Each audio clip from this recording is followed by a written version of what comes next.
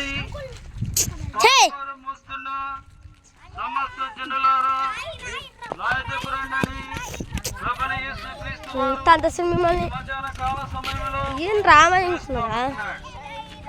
దేవుడు లోకమును ఎంతో ప్రేమించెను కాగా ఆయన తన అద్వితీయ కుమారునిగా పుట్టినవాని యందు పరిశుద్ధంగా నిత్యజీవం పొందినట్లు యేసుక్రీస్తు అనుగ్రహించెను.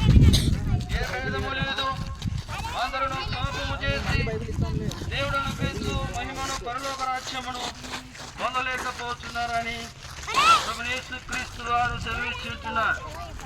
పాపులను రక్షించుటకు క్రీస్తు యేసునకు వచ్చిన వాక్యము నమ్మదగినదియు పూర్వాంగీకారమునకు యోగ్యమునై ఉన్నది.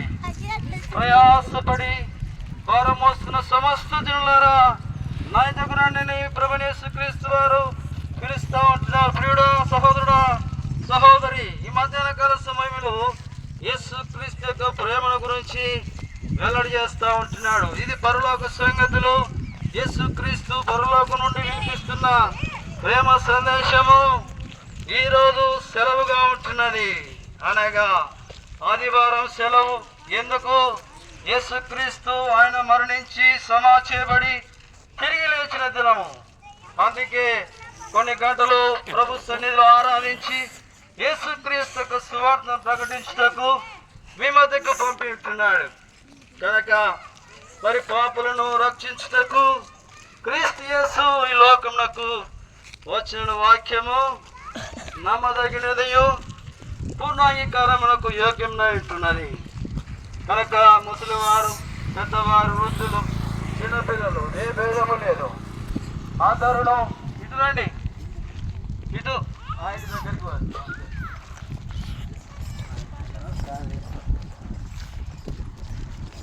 కనుక యేసుక్రీస్తు దేవుడి లోకమును ఎంతో ప్రేమించెను. యేసుక్రీస్తు ప్రభుల వారు ఆయన ప్రేమగల రక్షకుడు. ఆయన పాపులను వినవచ్చాడు. ఎవరయ్యా పాపులు? ఇక్కడ లేరు, ఎక్కడో ఊరు బయట ఉన్నారని మీరు అనుకోవచ్చు. కనుక ఏ భేదము లేదు, అందరూ పాపం చేసినట్లుగా ఉంటున్నది. కనుక యేసుక్రీస్తు ప్రభుల వారు మానవుడు వెళ్ళకుండా తన రాజ్యములు ఉంచుకోవడానికి, నిత్య జీవం ఇవ్వడానికి యేసుక్రీస్తు వచ్చాను. కనుక యేసుక్రీస్తు ప్రేమగల దేవుడు, ఆయన జాలి గల దేవుడు, ఆయన రక్షకుడు. ఆయన రక్షకుడు. ఆయన సైడ్ 2-3 సైడ్ ఉండాలా. ఆయన ప్రేమగల దేవుడు. ఆయన బాధల్లో ఉంటున్న వాడిని విడిపించే దేవుడు. ఆయన పాపంలో ఉన్న వాడిని విడిపించిన దేవుడు. కనుక స్వస్థపరిచే దేవుడు. ఈ విధంగా ప్రాణం పెట్టే దేవుడు.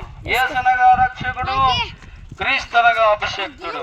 యేసుక్రీస్తు నువ్వు ఏ స్థితిలో ఉన్నా నిన్ను ప్రేమిస్తూ ఉంటున్నాడు. నిజముగా ఆయన దొంగలను ప్రేమిస్తూ ఉంటున్నాడు, పాపులను ప్రేమిస్తూ ఉంటున్నాడు, వ్యభిచారులను ప్రేమిస్తూ ఉంటున్నాడు, దొంగలను ప్రేమిస్తూ ఉంటున్నాడు, తాగుబోతులను ప్రేమిస్తూ ఉంటున్నాడు, మటకాల వాళ్ళను, జూదమాడ వాళ్ళను ప్రేమిస్తూ ఉంటున్నాడు. ఈయన ప్రేమల దేవుడు. కనుక ఈయన అందరినీ ప్రేమిస్తూ ఉంటున్నాడు.